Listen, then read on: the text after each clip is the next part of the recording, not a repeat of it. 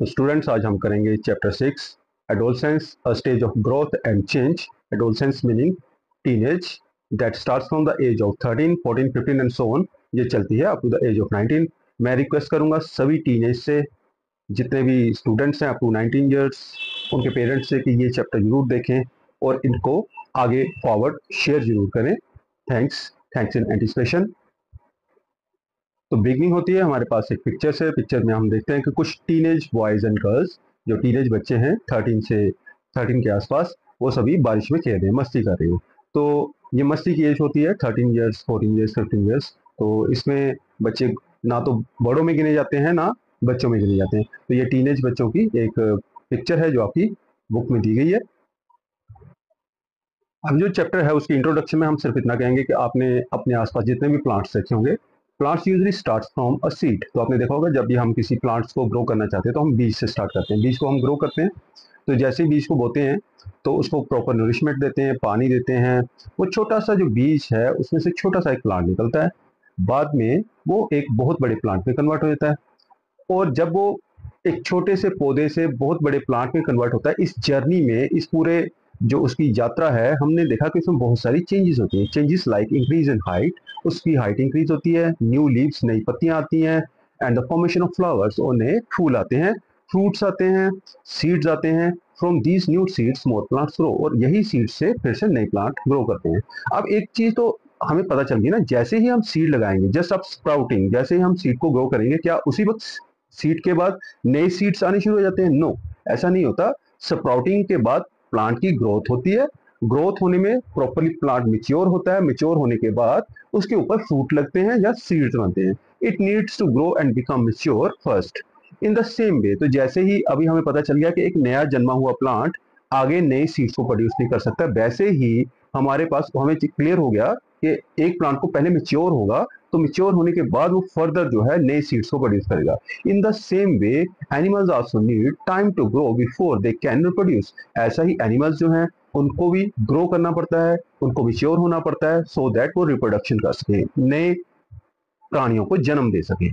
सम animals lay eggs. अब इस दौरान क्या होता है कि कुछ एनिमल्स जो हैं वो अंडे देते हैं, दैट हैच इनटू बेबीज, जिसमें से छोटे छोटे बच्चे निकलते हैं, ठीक है, चूजे निकलते हैं। While others like humans directly give birth to babies. लेकिन ह्यूमंस जैसे लोग हैं, जो ह्यूमंस हैं, जहाँ जो एनिमल्स हैं, वो क्या करते हैं, बेबीज को डायरेक्टली जन्म देते हैं। तो ये आपको बहुत क्लियर होगा कि कौन कौन से एनिमल्स जो हैं एग्स देते हैं और कौन कौन से एनिमल जो हैं डायरेक्टली बेबीज को जन्म देते हैं।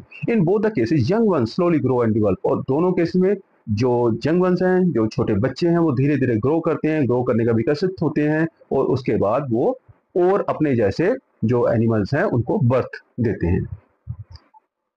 अब देखिए, जो ह्यूमन पूरी की पूरी लाइफ है उसको हम डिफरेंट डिफरेंट स्टेजेस में बांट देते हैं। एक है इन्फेंसी। इन्फेंसी मीनिंग जब आप बिल्कुल छोटे होते हो, आप क्रॉल करते हो, आप छोटे होते हो, अपने मम्मी पापा के ऊपर डिपेंडेंट होते हो, जिसको हम शैशवावस्था कह देते हैं। दूसरी होती है childhood.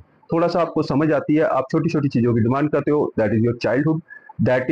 That keeps on up to the age of 12। तो आपकी 12 साल तक वो बाल्यावस्था रहती है। एडोलसेंस आपकी शुरू होती है after just after 12 years, that is the teenage. Teenage up to 19 आपकी चलती है, उसको एडल्ट।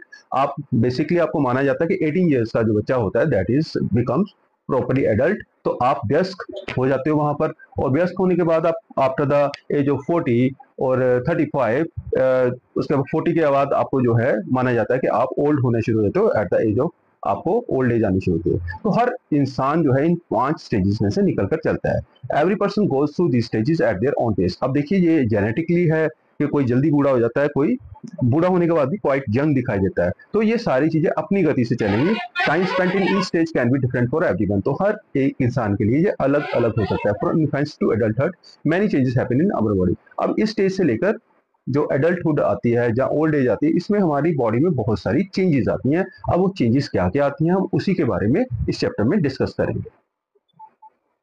अब देखिए, up to the age of 10 to 12, आपने 10 से 12 साल की एज में देखा होगा कि हमें क्या दिखाई देता है, कि बच्चों की हाइट बहुत जल्दी बढ़ती है और उनका वेट भी बढ़ता है। After this other important changes start, अब उसके अलावा और चेंजेस स्टार्ट होते हैं which mark the beginning of the adolescence, और वहीं से हमें क्लियर होता है, जैसे मैंने इसका सिंपल सा मीनिंग है कि अगर आप up to the age of 10 देखें तो लड़के और लड़कियों में ज्यादा फर्क नहीं पता चलता।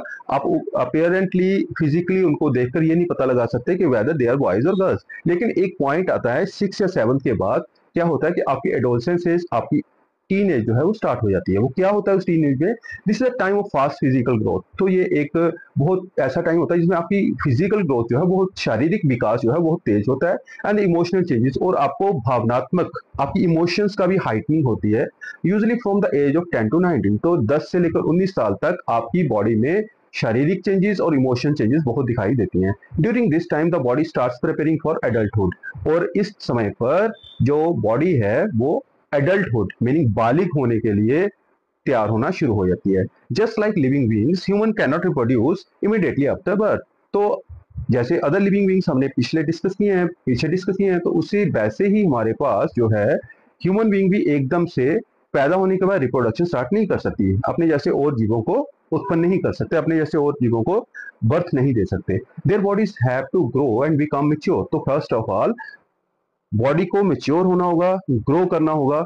उसके बाद आपको, आपने देखा होगा एज अ ह्यूमन ग्रो, जैसे ही ह्यूमन हम ग्रो करते हैं, they go through many physical and emotional and behavioural changes. तो उसमें फिजिकल चेंजेस आती हैं, बॉडी में चेंजेस आती हैं, उनमें स्वभाव उनका चेंज होता है, उनका व्यवहार चेंज होता है, उनकी इमोशंस, उनकी भावनाएं बदलती हैं। They also develop the ability to reproduce, तो उनके बीच में एक ये एबिलिटी भी, उनके अंदर ये कैपेसिटी पैदा हो जाती है कि वो अपने जैसे और लोगों को बर्थ दे सके, अपने जैसे और लोगों को पैदा कर सके।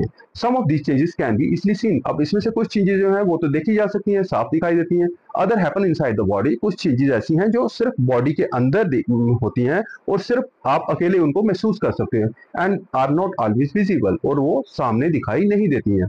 इन this chapter we will learn about adolescence, अब इस चैप्टर में हम किशोरावस्था अर्थात हम टीनेज के बारे में पढ़ेंगे, एडोलसेंस के बारे में पढ़ेंगे, व्हाई इट इज इंपॉर्टेंट, ये क्यों इंपॉर्टेंट है, and how to handle this stage of life responsibility.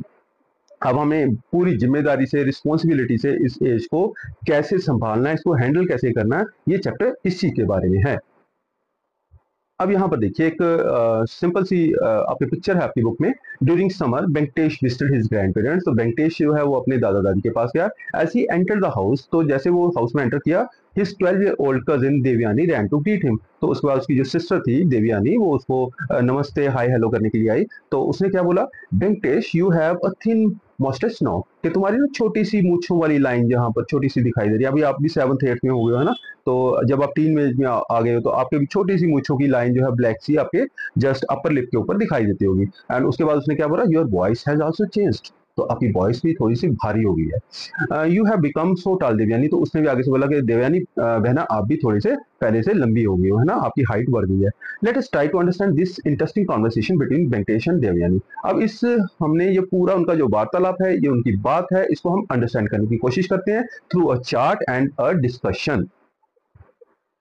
सो बच्चे आपने अभी एडोलसेंस क्या है, अभी हम इसके बारे में, टीनेज क्या है, इसके बारे में पढ़ेंगे। If you have not started noticing certain changes in yourself, it could be because you are entering a new stage of life. तो अगर आपने अपनी बॉडी में कुछ चेंजेस देखी हैं कि कुछ चेंजेस आ रही है मेरी बॉडी में, तो इसका मीनिंग आप बड़े हो रहे हो। अब इसमें कोई कसूर आपका नहीं है, आपने बड़े होना है। This stage usually begins around the age of 10 and can continue until the age of 19 of the age. तो ये 10 साल 11 साल से, इट डिपेंड्स अपॉन द आप कहाँ रह रहे हो, ठीक है, आप गर्म जगह पर रह रहे हो, समुद्र के किनारे रह रहे हो, पहाड़ों में रह रहे हो, कौन सी जगह पर आप रह रहे हो, इसके ऊपर भी आप डिपेंड करता है कि आपकी ग्रोथ कहाँ होगी, which part of India you are living और which part of the world you are living. It is a period of transition from being a child to becoming an adult. तो ये एक ऐसा पीरियड है, adolescence या teenage या किशोरावस्था एक ऐसा समय है जिसमें ट्रांजिशन होती है, बदलाव होता है, कहाँ से, चाइल्ड से एक एडल्ट में, ठीक है, आप एडल्ट बनने जा रहे हो, आप एक बालिग बनने जा रहे हो। This phase is known as the adolescence, तो इसको हम किशोरावस्था कहते हैं। तो एडोलसेंस की आपने डेफिनेशन याद रखनी है, adolescence is a period when a child grows into an adult. तो एडोलसेंस एक ऐसा फेज है, एक ऐसा पीरियड है जिसमें एक चाइल्ड जो है, एक छोटा सा बच्चा जो है, वो एक एडल्ट में ग्रो करता है, both in body and mind, और बॉडी वाइज भी और माइंड वाइज भी। आपका दिमाग भी परिपक्व होता है और साथ में बॉडी भी आपकी ग्रो करती है। Adolescence is a stage of life between childhood and adulthood. तो एडोलसेंस जो है वो आपकी जो प्रौढ़ावस्था है मीनिंग आप बालिग होने के दौरान, और बालावस्था के बीच में मीनिंग आप एडल्ट बच्चे और एडल्ट होने के बीच में जो एक एज है, that is the age between the 10 to 19, इसको हम कहेंगे that is called the adolescence. तो ये पीरियड है marked by physical, emotional and mental development during which a person gradually matures and become more independent. तो इस दौरान आप में शारीरिक, भावनात्मक और मानसिक चेंजेस आती हैं। इसके दौरान जो है आप ज्यादा मेच्योर हो जाते हो, बड़ी बड़ी बातें करते हो, ज्यादा बढ़िया तरीके से सोचते हो, बचपना खत्म हो रहा होता है आपका, और आप ज्यादा इंडिपेंडेंट हो जाते हो, अपने डिसीजन खुद ले सकते हो। This is all due to hormones released in body, और ये एक सब कुछ इसलिए होता है, this is about the chemicals, all the chemicals, biochemicals which are produced in your body, you have nothing to do with it. तो आप में इसका आपका कोई कसूर नहीं है, ये अपने आप आपकी एज बढ़ने के साथ ये अपने आप रिलीज होने शुरू हो जाते हैं। तो इसके बारे में अभी हम आगे पढ़ेंगे। अभी हम एनालाइज करेंगे कि टेबल दैट इज 6.1। तो हम कौन कौन सी चीजें देखेंगे। सबसे पहले इंक्रीज इन हाइट। अब देखिए यहाँ पर एक छोटी बच्ची अपने ममा के साथ अपनी हाइट को मेजर कर रही है। तो ये आप भी अक्सर करते होंगे, ममा देखो अब मैं आपकी जितनी हो गई या आपके जितना हो गया, मेरा जो कद है, मेरी हाइट है, वो आपकी जितनी होगी। From the birth our body undergoes continuous growth and development including an increase in height. तो जैसे हम पैदा होते हैं, पैदा होने के बाद हमारी बॉडी में कंटिन्यूस ग्रोथ होती है और डेवलपमेंट होती है, जिससे हमारी हाइट भी इंक्रीज होती है। However, the increase in height becomes more prominent during the adolescence। तो इसका मीनिंग सीधी सीधी बात है कि जैसे ही टीनेज आएगी तो हाइट बहुत जल्दी से बढ़ेगी। पहली चेंज जो आप इसमें देखोगे, change in the body structure, weight and strength. तो उसके बाद आपकी बॉडी का स्ट्रक्चर भी चेंज होता है, आपकी बॉडी का वेट चेंज होता है, और आपकी ताकत भी बदल जाती है, ताकत में बदलाव आता है, बढ़ जाती है। As boys grow during adolescence, तो किशोरावस्था के दौरान जो है, टीनेज के दौरान बॉयज जो है लंबे तो होते हैं, तो उसमें थोड़ा सा वजन भी उनका बढ़ जाता है, उनका बॉडी का वेट बढ़ जाता है। Their shoulders tend to become broader, उनके कंधे चौड़े हो जाते हैं, एंड देयर चेस्ट में एक्सपैंड और बिकम वाइडर, और उनकी छाती भी थोड़ी सी वाइडर हो जाती है, चौड़ी हो जाती है और बड़ी हो जाती है। Girls also experience N increase in height. तो बच्चियां जो होती हैं, बेटियां जो होती हैं, उनकी भी हाइट बढ़ती है, उनका वेट भी बढ़ता है। Additionally they undergo other physical changes. अब उसमें और कौन कौन सी चीजें आती हैं, उनकी बॉडी एक शेप लेना शुरू कर देती है, और there is change in the breast, meaning उनकी ब्रेस्ट पोर्शन, जो ऑर्गन जिससे जो लेडीज हैं दूध पिलाती हैं, दैट ऑर्गन्स स्टार्ट डेवलपिंग। स्तन जो हैं, जो मिल्क ऑर्गन है, वो उनका साइज इंक्रीज होना शुरू हो जाता है। अब इसके अलावा हमारे पास है कि लड़कों में voice changes during the adolescence, किशोरावस्था के दौरान उनकी आवाज में भी बदलाव आता है। अब देखिए, अगर आप अपने गले के ऊपर हाथ रखे, थोड़ा सा इसको एक ओम का स्वर जो है उसको आप उच्चारण करके जैसे ऐसे करोगे, तो आपको गले के ऊपर हाथ रखिए, वहां पर आपको वाइब्रेशन जो है वो महसूस होंगी। तो ये जो वाइब्रेशन यहाँ पर आप हाथ रख के महसूस करोगे, यहाँ पर एक ऑर्गन होता है, इसको हम एडम्स एप्पल कह देते हैं। एडम्स एप्पल जो है, इसको कौवा भी कहते हैं, कागा कहते हैं कई स्टेट्स में। इन एडोलसेंस वॉइस द वॉइस वॉक्स, अब इसको वॉइस वॉक्स कहते हैं, स्वर यंत्र कहते हैं इसको, that grows which causes the voice to sound hoarse for the some time. तो इससे क्या है, जो छोटे बच्चे होते हैं, छोटे लड़के होते हैं, उनकी आवाज भारी हो जाती है। The voice box is a part of the throat that helps us to speak. तो वॉइस बॉक्स जो है वो असल में क्या पार्ट है, हमारी बॉडी का एक पार्ट है जो हमें बोलने में मदद करता है। This growth may appear as a small bump in the throat area commonly known as the Adam's apple, कंठ की हड्डी। तो इसको एडम्स एप्पल हम कह देते हैं। तो ये थोड़ा सा उभरा हुआ होता है, जैसे हम एडल्ट होते हैं हमारी आवाज बदलती है, तो इसलिए हम कहते हैं कि कौवा फूट गया, मीनिंग आवाज भारी हो गई। However, this bump is not visible in everyone। तो एक बात याद रखिएगा, मैंने पहले ही क्लियर कर दिया कि हर एक में ग्रोथ जो है वो अपनी एज के अकॉर्डिंगली होगी, अपने पेस से होगी, अपने पेरेंट्स के अकॉर्डिंगली होगी, उनमें जीन्स कैसे आए हैं वैसे होगी। In adolescent girls the voice box also grows. तो जो एडोलसेंट गर्ल्स होती है, टीनेज गर्ल्स होती हैं, उनकी बॉडी में भी ऐसा ही होता है कि उनका जो वॉइस बॉक्स है वो उसमें भी चेंजेस आती हैं, but not as much as in boys. तो जैसे लड़कों की वॉइस बॉक्स में चेंजेस आती है, वैसे गर्ल्स की वॉइस बॉक्स में चेंजेस नहीं आती। As a result girls experience only slight change in voice. तो लड़कियों की आवाज में सिर्फ थोड़ी सा बदलाव आता है, लेकिन लड़कों की आवाज में भारीपन आ जाता है, समय के साथ उनकी आवाज बदल जाती है। अब नेक्स्ट चेंज जो हमारी बॉडी में देखने को मिलती है during teenage, appearance of hair on different parts of the body. तो ये देखिए, एक छोटा बच्चा है, ठीक है, ये अपने पापा, उसके पापा शेव कर रहे हैं, तो ऑब्वियसली लड़के भी जो है ना, जब अपने पापा को शेव करते हुए देखते हैं तो अपने फेस के ऊपर भी थोड़ी सी झाग लगाकर शो करेंगे, या बताएंगे देखो पापा मेरे भी दाढ़ी आ गई है ना। तो इसका मीनिंग है कि बॉडी जब आप ग्रो कर रहे हो तो इसका मीनिंग आप बड़े हो रहे हो। Hair begins to grow in the various parts of the body. तो बॉडी के भिन्न भिन्न हिस्सों के ऊपर बाल ग्रो करना शुरू कर देंगे। अब ये कौन कौन से पार्ट होंगे, बॉयज में भी ये बाल जो है ग्रो करते हैं, हेयर्स ग्रो करते हैं। अब ये कौन कौन से पार्ट होंगे, आर्मपिट्स, बगलों में, ठीक है, जो कंधे हैं उनके नीचे जो आर्म पोर्स है, जहाँ पर आर्म के जॉइंट्स होते हैं, वहां पर देखिए इसका एक पर्टिकुलर फंक्शन है। ये जो मूवमेंट ऑफ आर्म्स है उसको ये जो है इंक्रीज करता है। एंड द प्यूबिक रीजन, जो जनन क्षेत्र हैं, जो आपके प्राइवेट पार्ट्स हैं, जो आपके जनन अंग हैं, जो रिप्रोडक्टिव ऑर्गन्स है, उसके आसपास भी हेयर्स जो है ग्रो करना शुरू कर देते हैं। Boys also develop facial hairs. अब बच्चों में जो लड़के हैं, अब उनके फेशियल हेयर्स आएंगे। फेशियल हेयर्स में पहले तो पतली पतली मूछें आएंगी उनकी, फिर थोड़ी थोड़ी दाढ़ी आनी शुरू होगी। तो एक दिन उनको शेप भी करनी पड़ेगी, इधर they will go for the shape, और वो अपनी हेयर कट, जो दाढ़ी का कट है, उसको बनाएंगे। एंड बियर्ड, मस्टिच एंड मूछ और दाढ़ी जो है उनकी वहां पर दिखाई देगी। और चेस्ट के ऊपर भी उनको, आपके छाती के ऊपर भी उनको बाल दिखाई देंगे। एंड बैक हेयर, और अगर वो ज्यादा बड़े होते हैं तो उनकी बैक के ऊपर, टांगों के ऊपर, आर्म्स के ऊपर बड़े बड़े बाल दिखाई देने शुरू हो। It depends upon the hormones present in their body and there genetic makeup, meaning उनके मम्मी पापा के ऊपर उनके पूरे के पूरा करेक्टर जाते हैं। The pattern and the timing of hair growth vary and completely normal. और देखिए ये नॉर्मल बात है। अगर आपकी बॉडी, अगर आपको किसी के जल्दी मूछें आ गई हैं तो ये नॉर्मल है। अगर किसी के अभी नहीं आई हैं, बाद में आएंगी, तो ये भी नॉर्मल है। बिकॉज किसी में हार्मोन जल्दी एक्टिवेट हो गए हैं, किसी में हार्मोन लेट एक्टिवेट होंगे। उसका भी एक ही रीजन है कि जेनेटिकल। अगर आपके मम्मी पापा में, आपके मामू में, आपके चाचू में, आपके पापा में जल्दी हार्मोन्स एक्टिवेट हो गए थे, जल्दी मूछे दाढ़ी आ गई, तो आपको भी जल्दी आ जाएगी। अगर ऐसा नहीं हुआ तो हो सकता है आपको भी लेट आए। ठीक है, तो ये इसमें कोई भी कॉम्प्लेक्स वाली बात नहीं है। किसी के साथ भी ऐसा लेट और earlier it can happen with anybody. अब बेटा टीनेज में एक नया जो शौक होता है, नया जो हमारी अटेंशन होती है, that is always standing in front of the mirror. तो हम फेस जो है, वो फेशियल स्किन जो है, हम देखते हैं कि उसमें छोटे छोटे पिंपल्स आने शुरू हो जाते हैं, आने, है ना।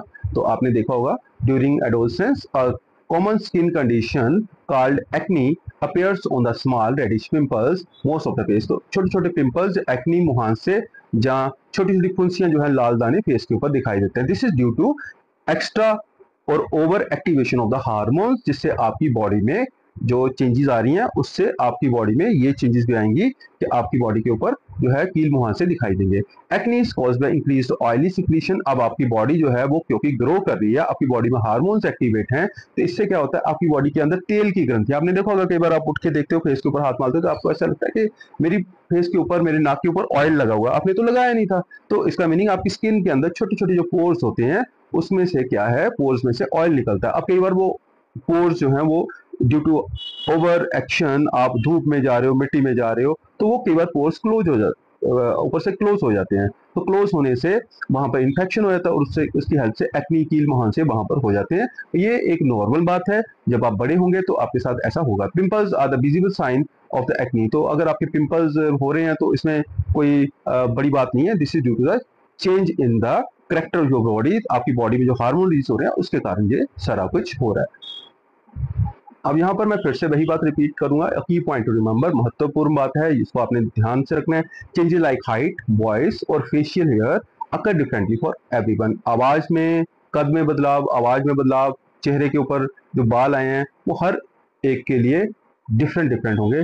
द टाइमिंग, किस समय पर हुआ, किस प्रकार से हुआ, किस स्तर पर हो रहा है, किस एक्सटेंट से हो रहा है, उनमें ये जो सारी चेंजेस आ रही हैं वो किस हद तक हो रही हैं, ये पूरी तरह से सभी में अलग होगी। और ये सभी में अलग होंगी, सभी में डिफरेंट होंगी, और ये टोटली नॉर्मल है। किसी में पहले हो जाए चेंजेस, किसी में बाद हो जाए, ये सारा कुछ नॉर्मल है।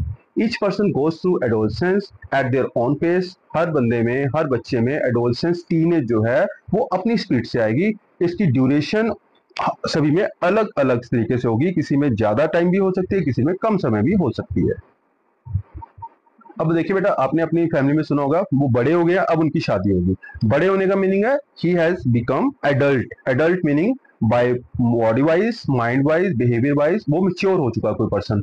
We have seen some visible changes. तो एडल्टहुड में, बालिग होने पर, एडल्ट होने पर कुछ चेंजेस दिखाई देती हैं। कौन कौन सी? During adolescence like voice change, आवाज में बदलाव आता है। फेशियल और चेस्ट हेयर्स चेंज होते हैं, ठीक है, चेहरे और छाती के बाल में बदलाव आता है। In boys and breast development in the girls, और गर्ल्स में ब्रेस्ट जो है वो डेवलप हो जाती हैं। These changes are not directly linked to reproduction but help in distinguishing males and females। अब देखिए ये जो चेंजेस हैं, अब किसी के चेहरे पर बाल हैं, पिंपल्स हैं, मूछें हैं, दाढ़ी हैं, ठीक है, उसकी छाती पे बाल हैं, तो ओब्वियसली हम कहेंगे कि ये सभी चीजें, करेक्टर जो है, that is seen in the mails.